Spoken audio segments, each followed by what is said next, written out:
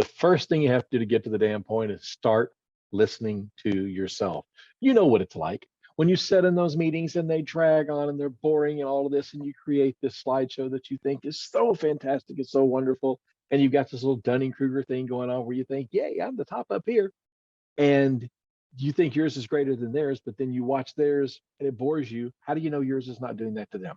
We are a children's subscription box company that teaches kids about cultures of the world, one country at a time. We built a platform that allows teachers to present their curriculum and specific assignments to kids through video games that they love. I'm Richard Gerhardt. And I'm Elizabeth Gerhardt. Welcome everybody to Passage to Profit, the show that's all about innovation, entrepreneurship, and the intellectual property that helps them flourish. Tonight, we have as our guest, Louis Chaney, who's going to help us to get to the damn point. He's a consultant, producer, and director, and he helps teams get to the damn point. Right. And after Louis, we have two presenters who are just amazing. You gotta stay tuned and listen to them too. Akeelah Kuraishi, who will help your kids learn about other countries in a very unique and very powerful way. And then Julia Rivard with playdreamscape.com, who has such an innovative way of teaching your children. She is changing education around the world. So stay tuned. It all sounds so good. And but before we go to our distinguished guests, it's time for IP in the news. So what's on the table tonight? Well, IBM has more patents than anybody. They get more patents every year. So they have a new one. It issued on August 17, 2021. They filed it before the pandemic, so they didn't predict Zoom, but this patent seems to be maybe they knew something that we didn't know. I don't know. It's possible. The title of it, in fitting with our guest tonight, is Monitoring Meeting Participation Level. And so I think somebody's monitoring my participation level right now, to be perfectly honest. I mean, I've cooked breakfast during Zoom meetings. I shouldn't say wait a that, minute. with everything on mute and no video. Is that what you're doing when the screen's off? Anyway. That's why he makes everybody have their screen on during the Gerhardt Law meetings. It's a very unsophisticated way to monitor audience participation. But in any case, I guess there is a need out there to save people from boring meetings, or at least try to motivate them to stay awake as much as possible, and also probably to monitor the quality of the speaker or the presentation or what have you, right? So well, it would be a big corporate America entity that had to do this, right? So we are going to make you listen. Yes. So they also filed it worldwide, though. They filed what's called a PCT application, which means they held their place in countries around the world so that they can go file in those countries later if they decide to. It's truly a global issue. So.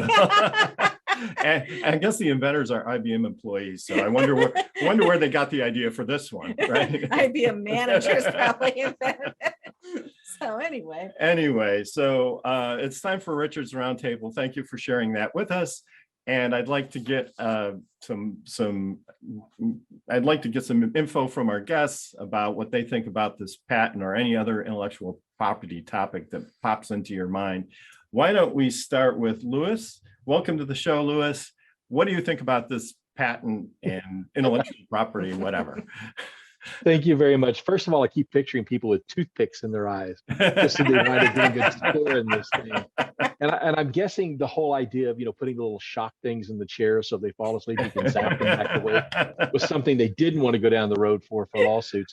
But I also think about who's going to present this information when they get it all gathered up. And say, okay, we found out what this is going to be like.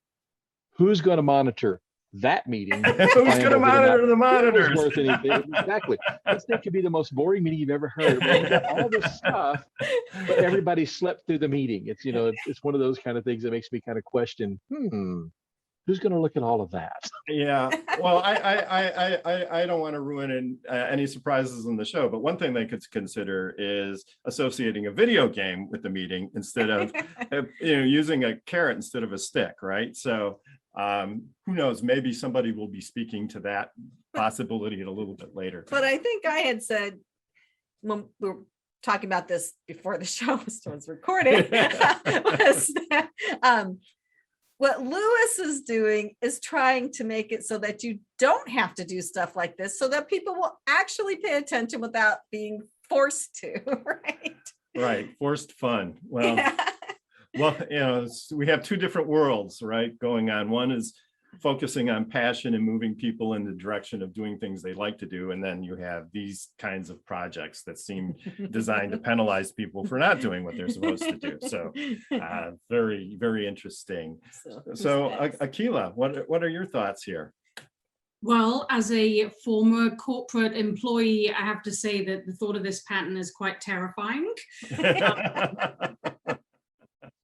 I'm sure it's fabulous for some micromanaging bosses out there, terrifying for certain employees, and probably the biggest nightmare for HR. They're probably already worried about this.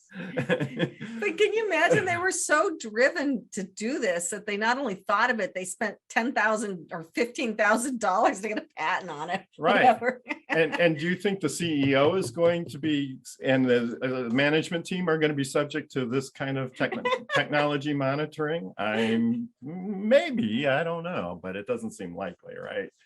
So thanks for that. And Julia, what are your thoughts here?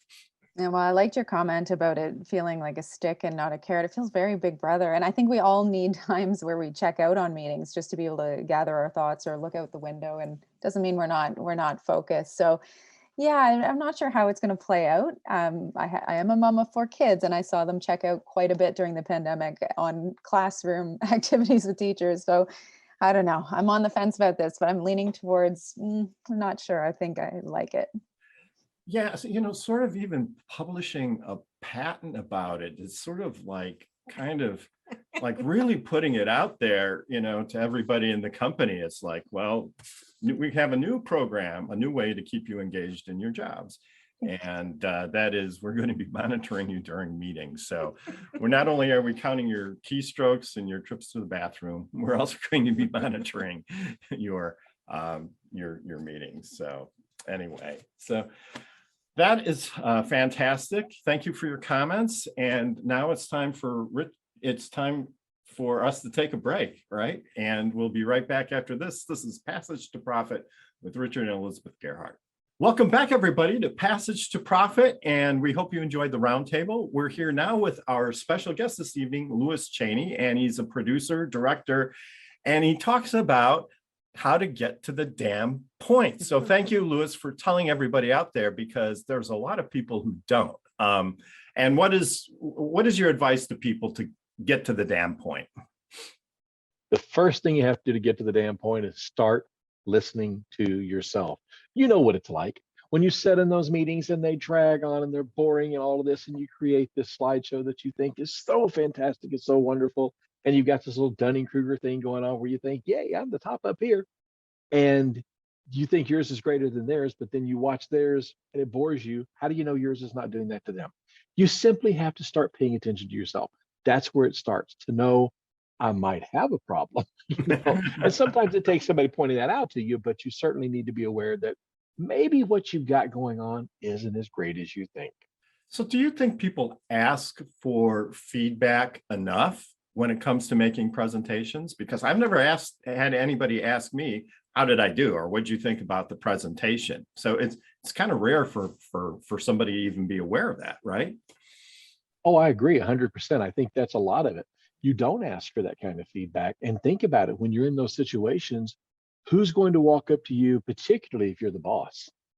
Who's going to walk up to the boss and go, that kind of sucked? I mean, you're not going to be the person to do that. You know what I mean? But there needs to be some accountability there from somebody. So even if you are the top level executive, find some people who would tell you honestly, that would tell you honestly, and get feedback from them, or ask for feedback from other people. You don't have to take it all, but certainly it's better to hear it than to not hear it. So what makes something really boring?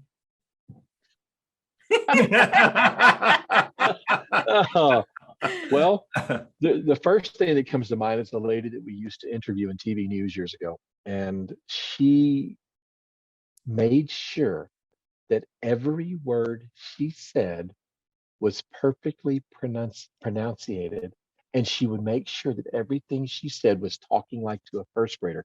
That was one of the people that used to drive me nuts to try to interview because it took forever to get anything out of her, and we had to cut her down.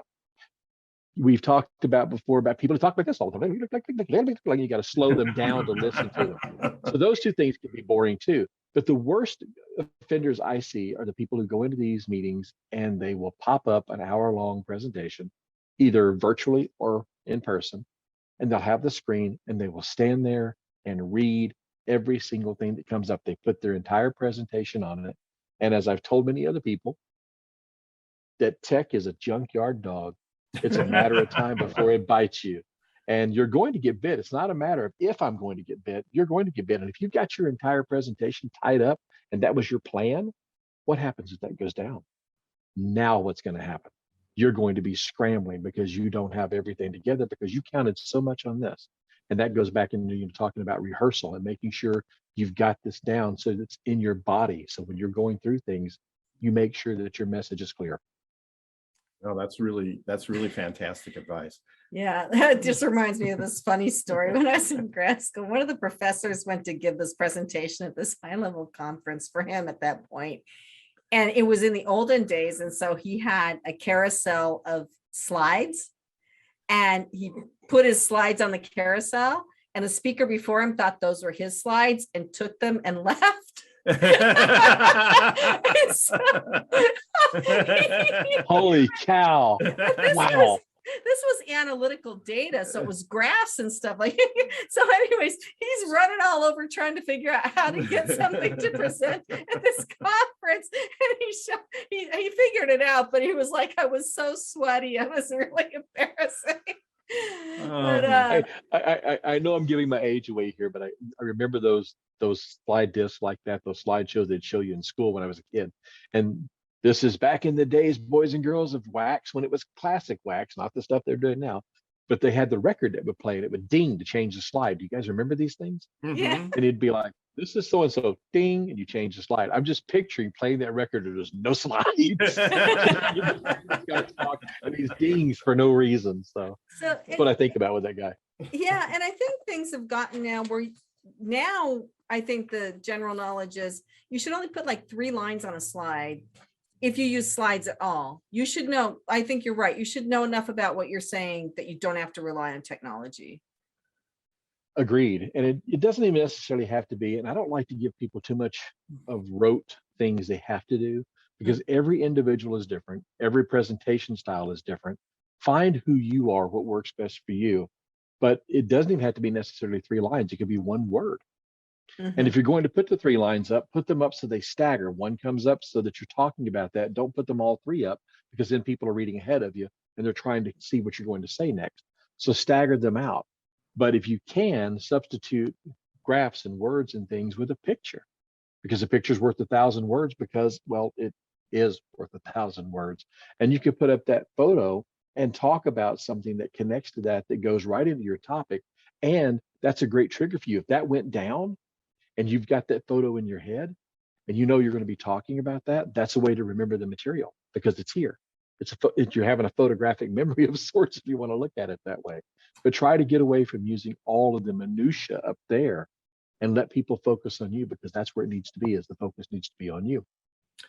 So Louis, you talk a lot also about telling stories. So can you expand on that a little bit? I know that storytelling is an important part of your message.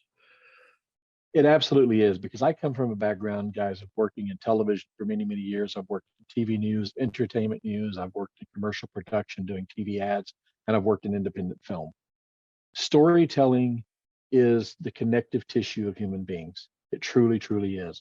If you look around and think about this, you wouldn't have songs, you wouldn't have movies, you wouldn't have TV shows, and all sorts of other entertainment without a story. Stories are what draws people in, and you get them in those Me Too moments. And it doesn't always have to be the maudlin story. I mean, I've got tons of those. I've worked in TV news. I've seen things I can't unsee.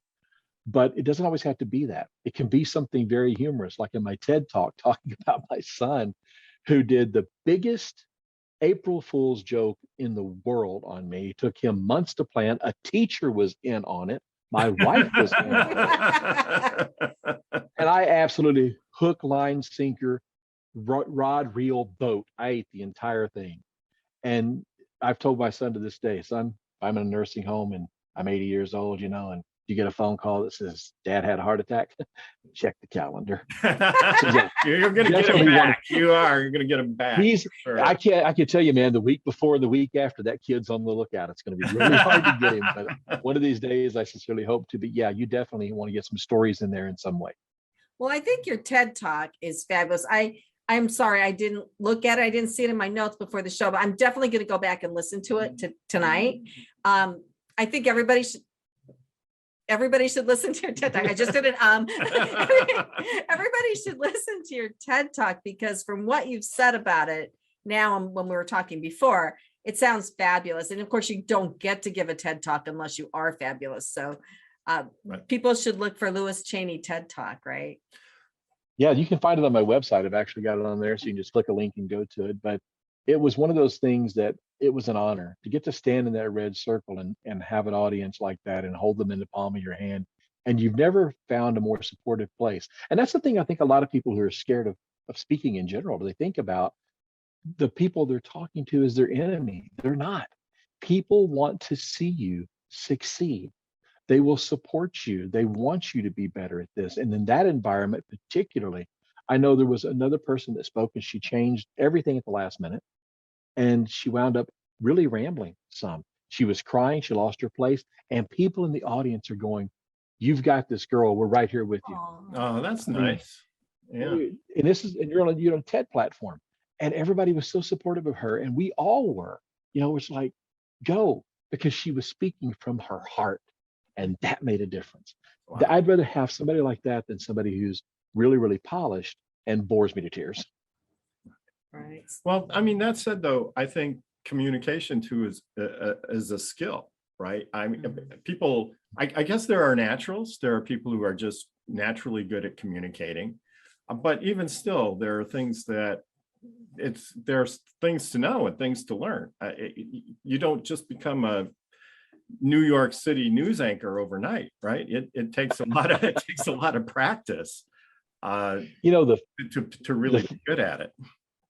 I'm sorry, I didn't mean to interrupt you. The funny thing you say that about news anchors, I've worked with a lot of reporters and anchors in my time, and you'd be surprised how many of them outside of that world have a difficult time speaking. Some do, not all, but some do. And they'll still have a lot of the filler killer words, the ahs and the ums that we'll talk about in a minute. But it's not necessarily something that because they come from that background, they do get. You're absolutely right. It requires you to know how to make notes. It requires you to do your rehearsal. Don't just sit at your computer. I tell people, get off your butt, get on your feet. Your feet no more. It goes back to the thing when I was a kid. Maybe I'm alone. I don't know if you guys did this. I'd take a microphone. It could be a toothbrush or whatever. And I'd be singing like I was Elvis and doing stuff for the records and all of this. Yes, I'm a geek. I'm a nerd. But when you do this, do the same thing with your speech. Get up and rehearse it. Pretend you're standing in front of that crowd, see the faces out there, and do it from top to bottom, not in pieces, and time yourself. That way and you'll start having ideas. Things will come to you. Stories will come to you. You never would have thought of sitting in front of a computer.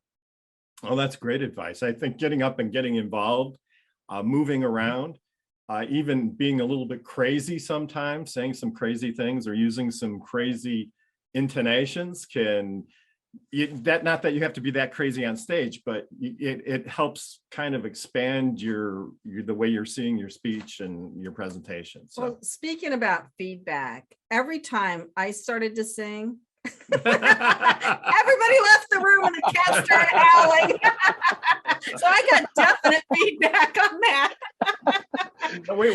I love that in your imagination, everybody did that. When we first got married, I thought she was doing a comedy routine. But I had people saying, "Look, you have a nice voice. You got to be able to sing." And then they go, "Oh."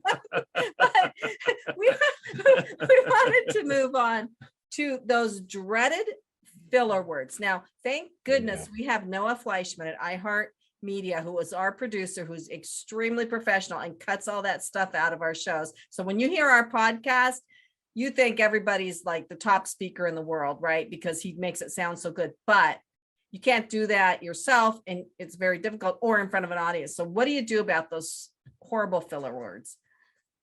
I call them killer words. And here's why, because they kill the single most valuable asset you have, and that is your time and the time of the people you're speaking to. I once had a lady, it was on TV. She recorded a segment talking about her nonprofit she was doing. She worked for them. 5-minute segment. I cut out the anchor, left just her speaking for 3 minutes and 11 seconds. In that 3 minutes and 11 seconds, she had over 70 of these, yeah, but so like all that. I cut those down to just those. And it turned out to be 37 seconds worth. 37 seconds. Wow. And if you'd taken her to a half an hour of speaking, she'd have lost 6 minutes. How do you get rid of them? Here you go, folks. Here's what you need to do. Stop, drop, pause. You know what's coming. Stop speaking. Just shush. Pause. A pause does two things. It allows you to find your place of what you're going to say and allows the audience to catch up to what you said. And a pause doesn't kill anybody. Silence is okay. Silence is golden because it is, hey, valuable. Then you just drop that word and go right into the next thing you're going to say. It's just that simple. And once you start hearing yourself, you will not be able to unhear yourself. Well, that's great advice. And I assume you suggest that people maybe record themselves, record their speech, a video, tape it on Zoom or something like that, if they're really serious about doing a good job, right? Because you have to have that feedback and you have to see what your audience is seeing. Sure. You've got to hear yourself. You've got to know what it's like. And I also tell people, and you talked about sounding crazy and acting crazy, doing things on this on the platform when you're rehearsing. That's one of the things I tell people. In your car as you're driving along, read a sign. You know, it could be, we have cheeseburgers on sale for 25 cents. Read it and talk about it. Just start making up stuff about, well, we have this cheeseburger that comes from one of the best beef from cattle in the heart of Texas. They're Angus beef. Just start making things up. And as you do, you're free flowing the speech. And as you're doing that, you're getting better at speaking. You're going to start automatically dropping a lot of these ahs and ums and things, or you're going to start hearing them more and start dropping them because of that. That is excellent advice. Training yourself how to speak without having to use filler words. Just talk a lot. Well, you've never had that issue. But you do talk a lot. I can't get a word in edgewise. No, I want to tell you that Lewis solved the mystery for me, because Richard says I talk more than him, and maybe I do, but he has way more ums, ahs, silence, repeat. So I think that we are verbally trying to get each other's attention for the same amount of time. I just get a lot more words in there than he does. Right. Well, content matters. Let's just be honest here. You know, it's not just the volume, it's the quality. So Yeah. Well, guys, you see this? This ring I've got on my finger right here. For 27 years, I have learned when she speaks, I'll just shut up for a second and let her talk. Really, that's the wisest thing I can do. Oh, trust me. I say that with love. I have a great wife, but it's just one of those things. Yeah, when she talks, I'm like, I think I'll listen. Well, it is hard when people have long pauses, or when they keep repeating themselves, or when they have filler words. You have a very active mind, and so if there's a pause there, you're already on to the next thought.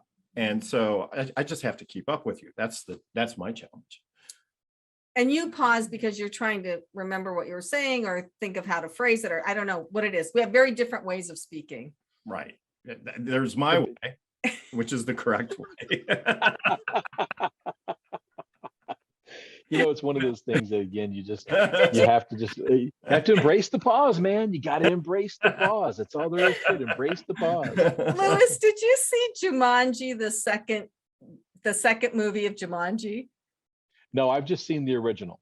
So in Jumanji, this older man gets made into this expert about animals or whatever, but they keep getting killed because he takes so long to explain what's happening. Like, what's happening? Oh my, it's hilarious. But I have to admit too, I have trouble making decisions. It's like, well, what do you want for dinner or whatever? And it's like, I have to think about that. And by that time, she's already So Dinner's made. yeah. So what are the top tricks? Like there's speaking speed, there's lack of filler words, there's the story that draws people in. What would you suggest most for people that really want to be effective? One of the things I'll tell you is finding the words that you can say that tickle their ear. One of those things that they'll come up with where you say something, give you an example I use in my course I talk about. Every year we did the annual stories, we call them, where we go and we do this, people who go to the weight loss places, they go to a gym and they sign up for a year. And of course, they're going to use it for a month and never go back again. And when you go to talk to them, they all said the same thing. We're in it to win it. And I'm like, okay, that's thanks. We heard that last year. What if somebody instead said, I'm in it to lose it? Now you've just said something different. Now you've gotten my attention. You've twisted something around and made me listen. If you think about that, that's a soundbite. And that's what TV news operates on, is what media operates on. If you want to know what a soundbite is, look up famous quotes in history or wherever. All those is sound bites taken from a speech or something that somebody did, and they stuck because it's good writing and it's concise and it gets the point across. So I would tell people really practice on that. How can you say something really powerful in a very short period of time? Right. I mean, what comes to mind for me is it was the best of times, it was the worst of times. We all feel that. We know exactly what that means. But ask not what your country can do for you, but what you can do for your country comes to mind for me. Right. Right. And you? And what's for dinner? That's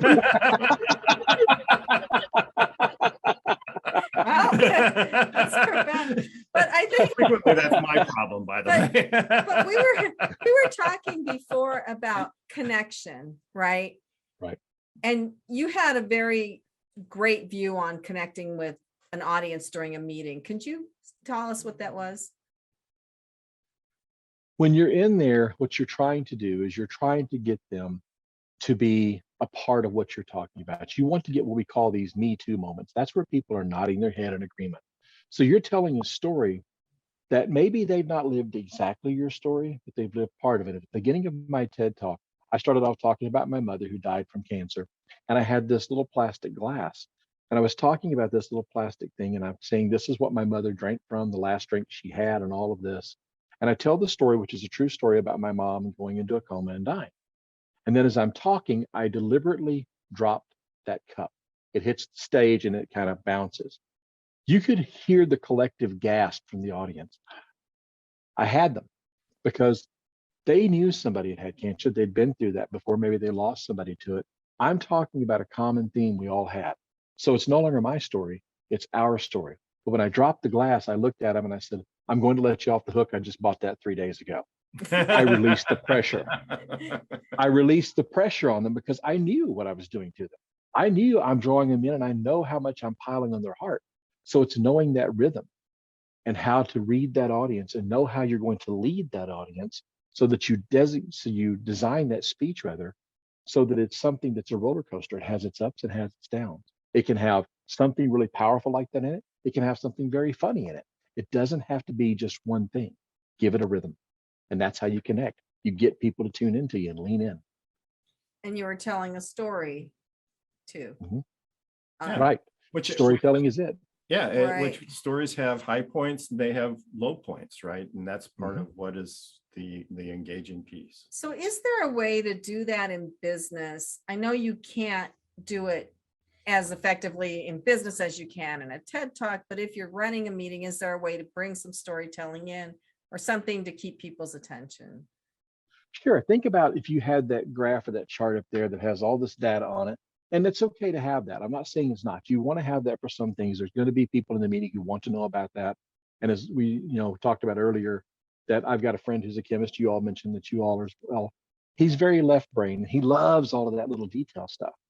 And for some of them, it'll be okay, but you're going to have a mixed crowd. So you need to have a mixed message up here as well. Put some of it in, but don't go too far with it.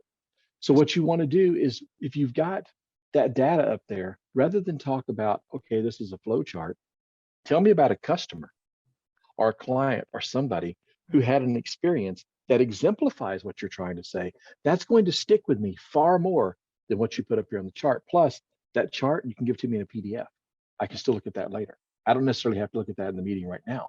Right. But if you connect that story to it, now every time I think about, we're down this much or this happened, I think about this Joe person over here who maybe was a client that experienced something we did, and we need to fix that because we had a problem.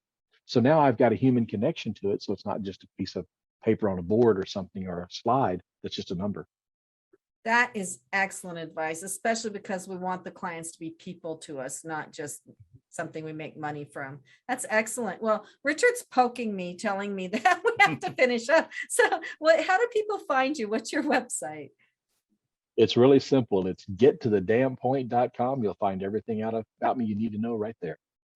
Okay. That sounds great, Louis. So thank you very much for joining us. That was Louis Chaney, everybody. And he's going to get to the damn point, whether you like it or not, which is good for us. And you're listening to Passage to Profit on WOR 710, the voice of New York. We'll be back with more right after this. Welcome back, everybody. This is Richard and Elizabeth Gerhardt on Passage to Profit. And now it's time for Kenya and her power move. Kenya, what's on Power Move tonight?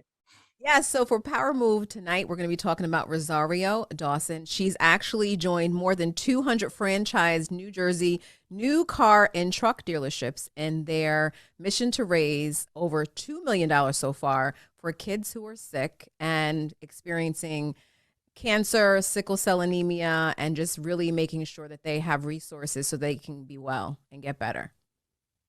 What an amazing person. That's awesome. Yeah, we're always happy to hear celebrities who take the time to try to do something positive. I think it's a little interesting that she decided to do it through car sales, but whatever works, right? And if she's raised $2 million, I think that's incredible.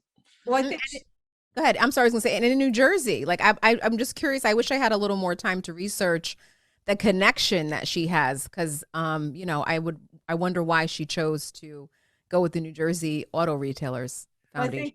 I think part of it is probably the car companies give some money towards this. And the thing is, when you've got sick children, there's always research, there's always expenses, like St. Jude helps cover expenses, places like that. And it's devastating. So absolutely. And but if anybody needs a car and you're not in New Jersey, come to New Jersey, get your car, and you'll do some extra good for sick children. So true. And I just think it's great that people use their celebrity status to help raise awareness and do good things for other people. So shout out to Rosario Dawson. All right. Yay. Absolutely. And now it's time for Fireside. So Elizabeth, tell us what's been going on with Fireside. So for those of you who haven't heard this before, Fireside Directory is a video directory of small businesses. I started it right before the pandemic and interviewed business owners all through quarantine using Zoom to get content for it. And now I have a website and a YouTube channel for it, but I'm getting a new website because the website I started with wasn't the way I want it to look. And always shooting higher. Well, I have a certain idea for how this should work, but during the time that I've been doing it, Richard and I have been brainstorming and come up with different ideas around it that I have been working on a patent application for. And I'm so happy to say I finished the patent. I'm a patent agent. I finished the patent application over the weekend, and I'm going to have Richard take one final look and then file it with the USPTO. It's a provisional patent, which means we can make changes for a year before we file the utility patent.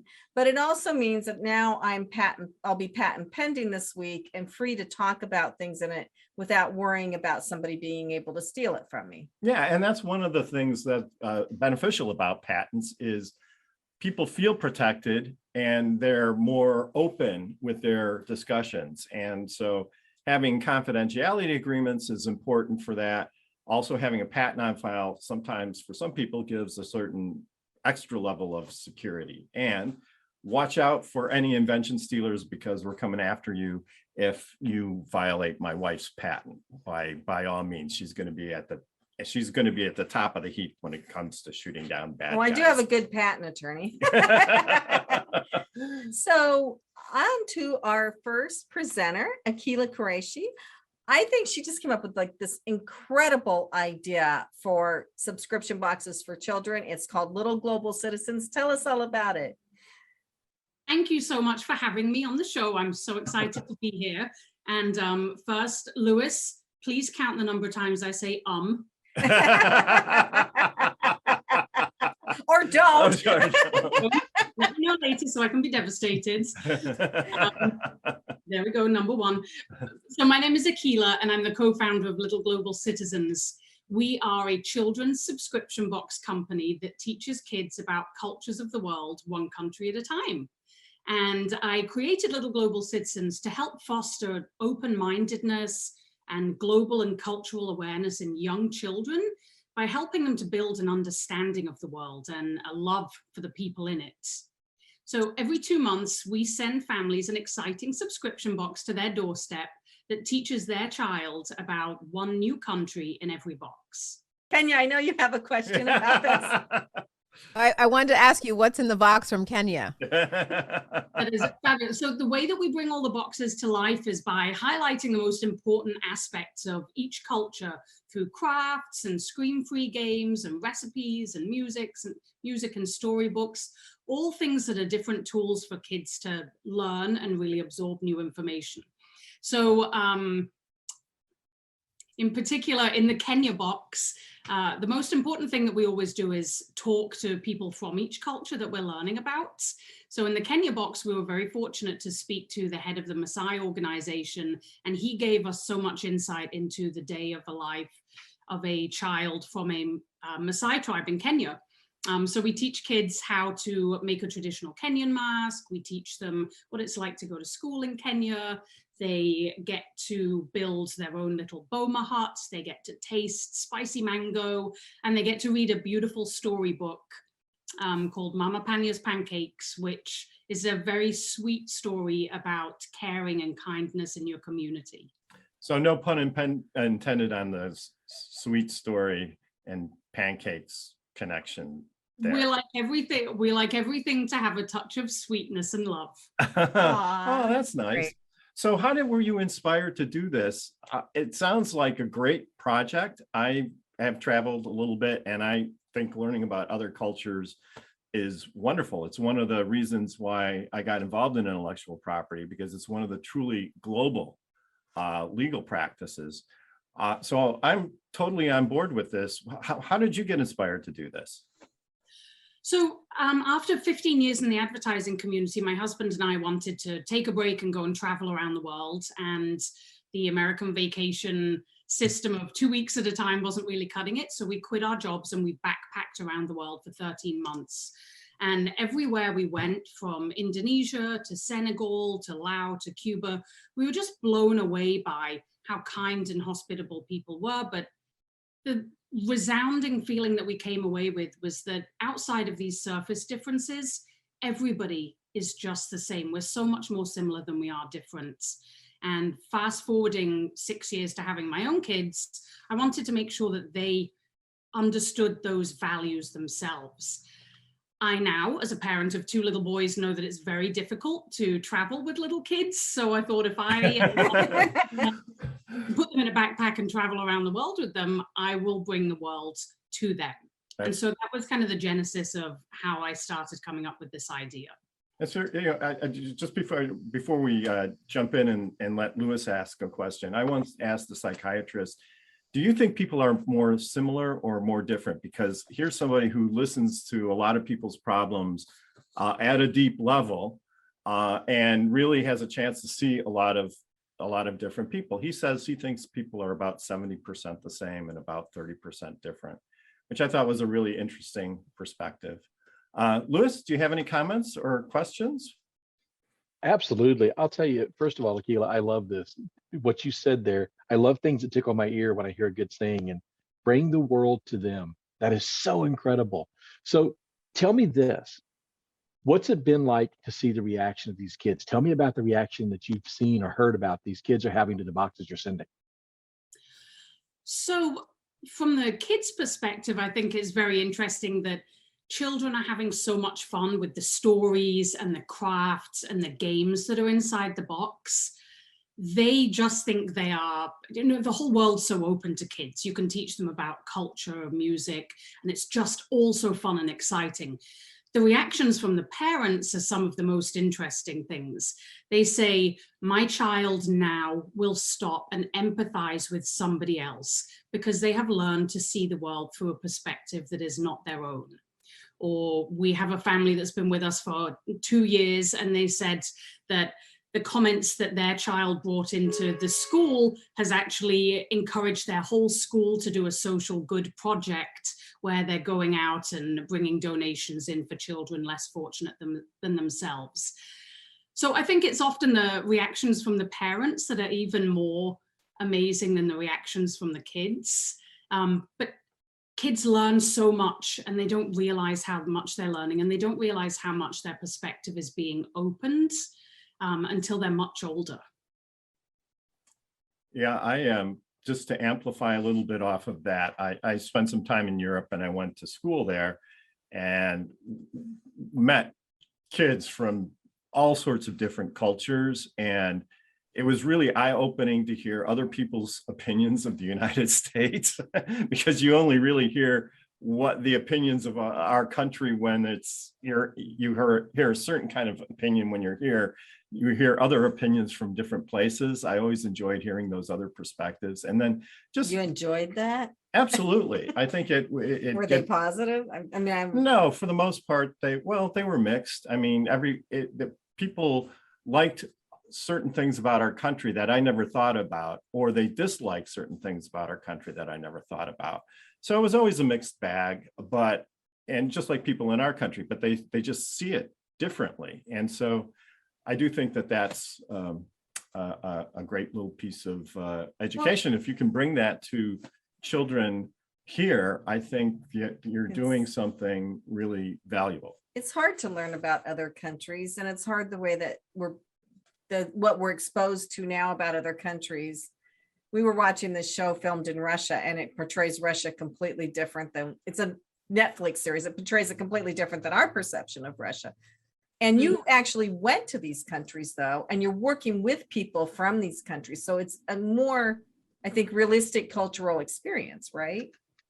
Yeah, I mean, that's the only way to really teach kids about another culture, is to work with people from the cultures. You have to be authentic, and something that we always try and convey is that you are learning from people. You're not just learning about them. They have a lot to teach you, their own cultural traditions and heritage. There are things you can learn from, and those all help children's creativity skills and empathy skills, respect, but it also helps them foster a confidence, because then they start to understand their own place in the world. But it was very interesting. I thought when I started coming up with this, I thought it would be a nice to have, what a nice thing to teach my children. But as I started researching more, I discovered that global awareness and cultural insight are actually the two skills that are most sought after by CEOs and hiring managers right now, as companies and everything is so intrinsically linked together across the world. If you are senior management in any type of company, you are going to be working with people who have very strong cultural differences from you. And that's a really important skill, to work with people, understand them, understand what motivates them, and how you can be a better manager for them. So I thought that was very interesting. And these are not really skills that are taught in schools. So as parents, if you're looking for your kids to have that great step up, you have to go off and identify a way to teach them those skills themselves. Right. And, hopefully it'll instill a curiosity at a young age for different cultures. And then as children get older and they may decide to explore other countries and get a taste for travel and learning about other cultures. So, well, and I think this is a very creative way to do it with the subscription box. I'm sure the kids, I don't know how often they come, like once a month or something. I'm sure the kids are waiting for these and are so excited when they get there. They are. We send boxes every 2 months, and then families that want more boxes can order our individual boxes. We have a list of countries that are available for immediate shipping. Some of the best photos I get and videos I get are kids running to the doorstep, ripping their boxes open, pulling everything out and saying, "What's this? Which is my country?" and kind of building on their repertoire of global awareness. I mean, it's amazing what 5 and 6 and 7-year-olds know about the world, and their parents write to us and say, "I learned so much about Thailand, and now Catalina is asking us to book a flight to Bangkok." So that parents need to be aware of. This must have been a godsend during quarantine. That's all I can say. Right. Yeah, I mean, from a timeliness perspective, not only are kids stuck at home, they need connection. And if they're not physically out there in the world as much as they normally are, this makes them feel like they are connected in the world. And because we curate and prepare everything from a parent's perspective, you can just open the box and there's 3, 4, 5 hours worth of fun that you didn't prepare, and you can just enjoy with your kid and have quality screen-free time. Excellent. So what is the name of your website? We are little-global-citizens.com. And if you want to see inside the box, or you want to see nice photos of kids enjoying their boxes and what they're learning, look for us on Instagram. We are Instagram/little-global-citizens. Excellent. Thank you, Akeelah. That was a wonderful presentation. Listeners, you are listening to WOR 710, Passage to Profit with Richard and Elizabeth Gearhart, and we will be right back. Well, welcome back, listeners. You are listening to Passage to Profit on WOR 710, the Voice of New York. If you have missed the show so far and are just tuning in, don't worry. Our podcast comes out tomorrow on all the major podcast channels. And if you have never heard Louis Chaney, he's a TEDx speaker, you need to go back and listen to the podcast and to our presenters so far, because this has been amazing. Yes, I just want to remind our listeners that our podcast is ranked number 163 in Great Britain. Hey, at least it's on the charts. And I mean, 125 in Honduras. So we're to on the Honduras, charts. we love you. Thank you for listening. So anyway, our next presenter, I can't even tell you how blown away I am by what she has done. It is so ingenious. Her name is Julie Rivard. I'm going to let her tell you about it. The name of her company is Eyeread. Welcome, Julia. Hi, thank you so much for having me. Yeah, I'm thrilled to be here and tell you a little bit about our company. We built a platform that allows teachers to present their curriculum and specific assignments to kids through video games that they love. So instead of just gamifying an educational program, we actually use the habit formation of video games to get kids to learn and practice learning. Yeah, specifically focused on reading. Yeah. So give us some examples of how that would work. We're on radio here, and so we're kind of we have to kind of help people visualize how the gaming piece and the reading piece work together to provide the experience. Yeah, I'll use our game Dreamscape as an example. So Dreamscape is built to be a strategy game, much like Clash of Clans, for those out there who might know that game. And so kids build a base and they can train troops and they can go visit their friends' bases and battle their friends. And everything in the game can be done and earned, but only through reading passages and answering corresponding comprehension questions that align with their curriculum.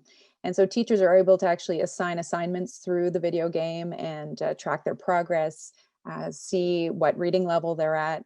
And what's really cool about the platform is it uses engineering to be able to adapt the content to the student's specific level of ability, because they're all unique. So it's a really neat platform. So just to repeat it to make sure I get it, which may still not be right, but they read the content, maybe they answer questions, or at least the machine registers that they've read it, right? Yeah. And then based on that, they get to play more of the game. Or is the content incorporated into the game too? Or the content layer is separate from the gaming layer, and we did that intentionally so we could bolt on many games, because different kids like different games. They get attracted to different games, and so the same content can be presented through a strategy game or an idle game or a puzzle game, whatever a child likes to play. So can you win things like a battle axe or something if you answer the questions right?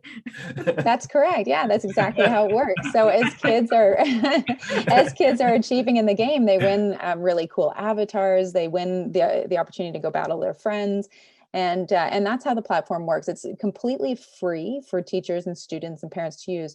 But if students want to access really extra special avatars, they can buy a membership. And so we work very much like video games do.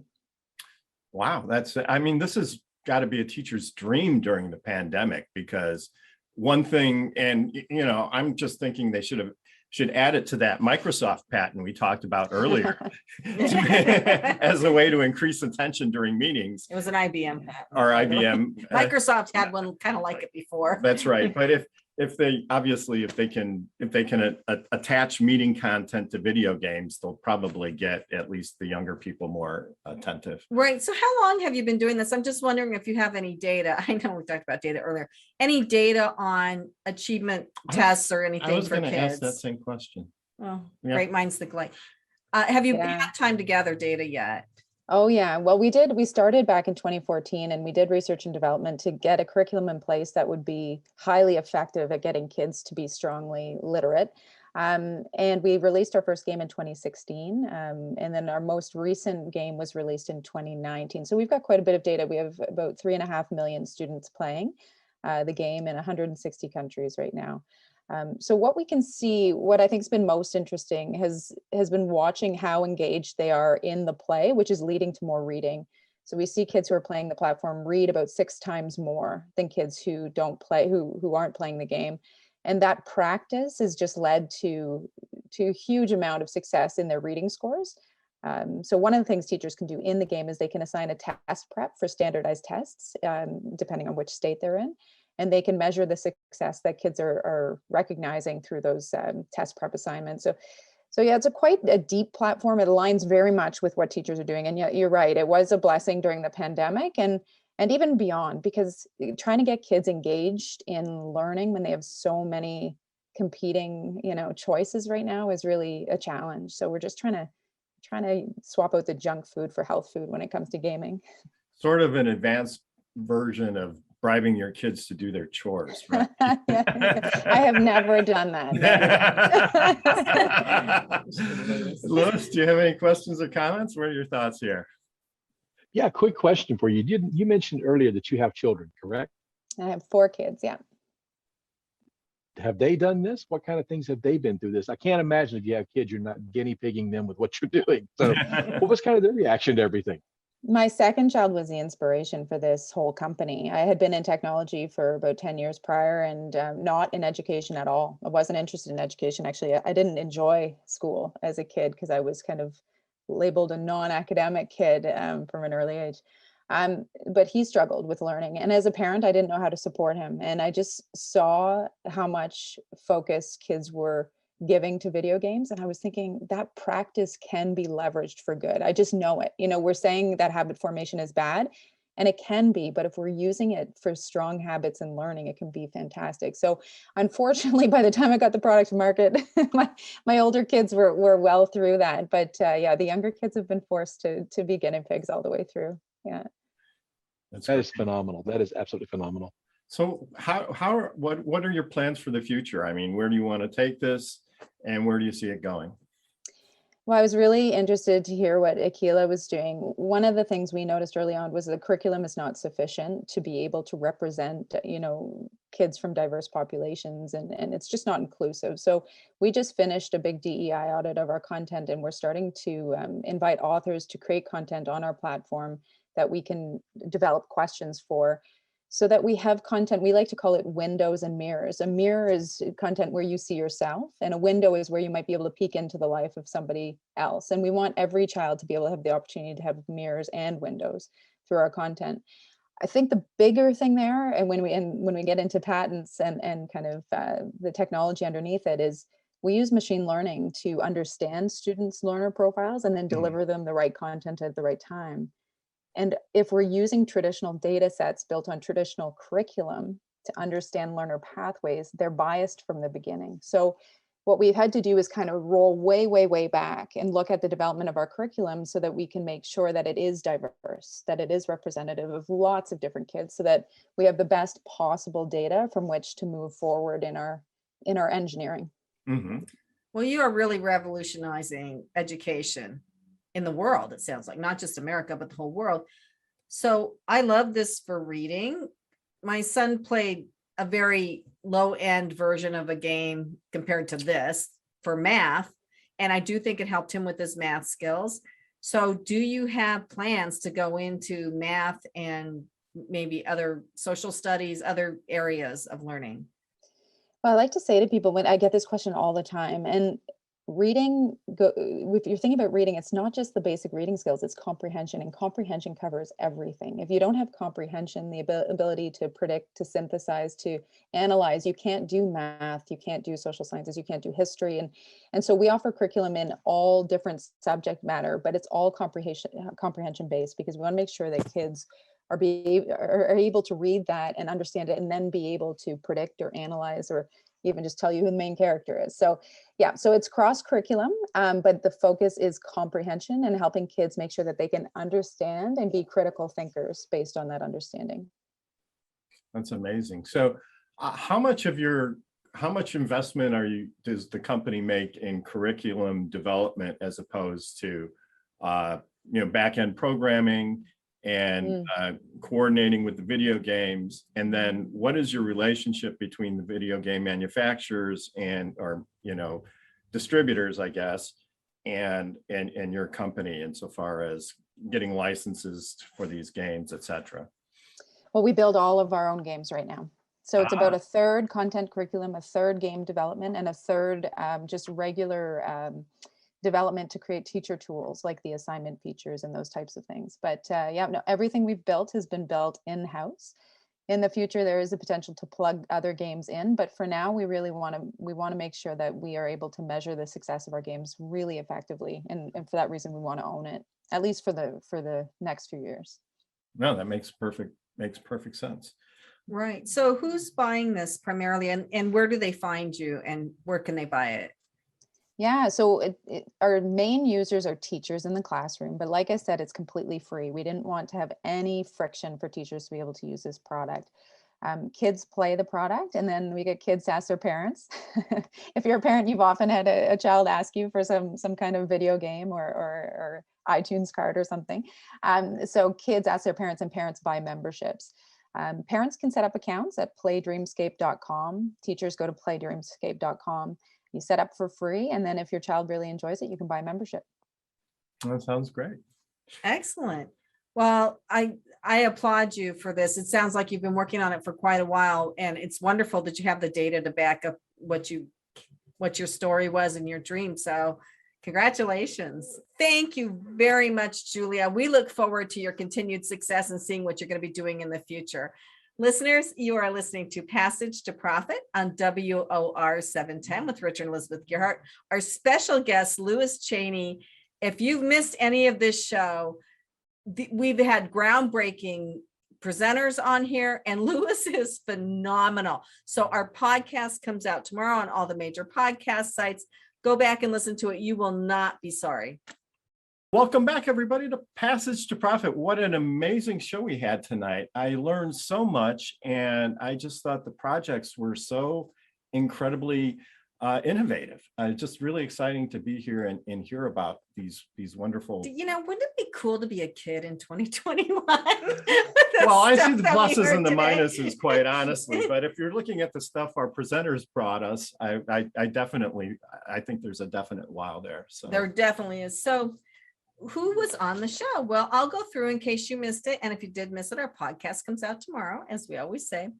But our guest was Louis Chaney. He is the founder of Get to the Damn Point, consultant, producer, director. I think I'm going to be able to get to the damn point far more often after hearing what Louis had to say. I'll tell you, we're going to be watching our ums. Anyway, you can find Louis at his website, gettothedamnpoint.com.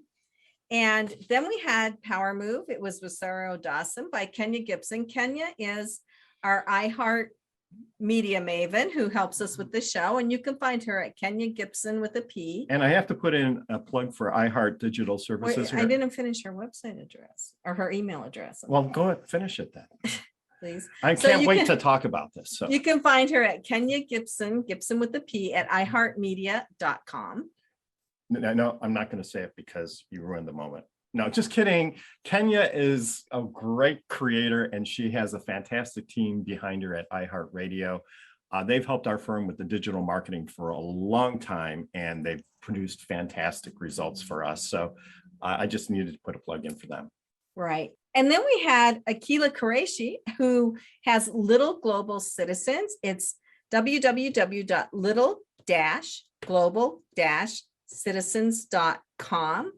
So if you have kids, then you can sign them up to get a subscription box every 2 months that teaches them through activities about other countries from the perspective of people in those countries who help develop these products.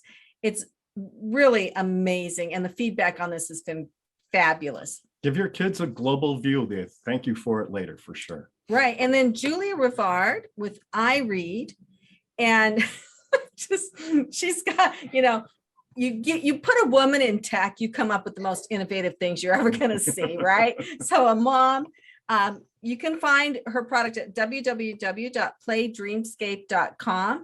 Basically, kids have to learn how to read and comprehend before they can play the next part of the game or get goodies or all that stuff. So it takes video games that kids love to play, and they have to learn to be able to play them. And she spells Eyeread, E-Y-E-R-E-A-D. So thank you for not saying I read with a letter I. We've seen that so many times now. Thanks for introducing a little creativity into the naming process. So I would encourage you, if you have kids or grandkids or like kids or teachers, to go to these websites and look at what these people have, because it's truly innovative and it's next generation. Or Absolutely. 2 generations removed, really, I think. So before we sign off, Louis, do you have any final words of wisdom for our audience? I can tell them this, first of all, everything you've just talked about, I would absolutely follow these ladies. They have some fantastic stuff. I've learned a lot today and I will be sharing that with people, I can tell you already. But the last little bit I would tell everybody is it's really simple. Pay attention to what you're doing when you're speaking, when you're presenting, when you're having to be on social media, when you're having to be virtually. Really look at what you're doing and make sure that you're providing the best you can for somebody in the quickest, most concise way that really gets their attention and makes them draw into your message. Well, I think that was said very concisely. Thank you. So thanks everybody for listening to Passage to Profit. As Elizabeth said, we're available on podcasts, wherever podcasts can be found. And before I go, I'd like to thank everyone who makes this podcast a reality. Alicia Morrissey, our program assistant, our video editor at Chatterboss, and our producer, Noah Fleischman at iHeartRadio. So on behalf of us and the whole Passage to Profit team, thank you so much for listening. We love you all, and we'll be back next week with another exciting episode of Passage to Profit. And don't forget to like us on Facebook, Instagram, and Twitter. And you're listening to WOR on iHeartRadio, the voice of New York.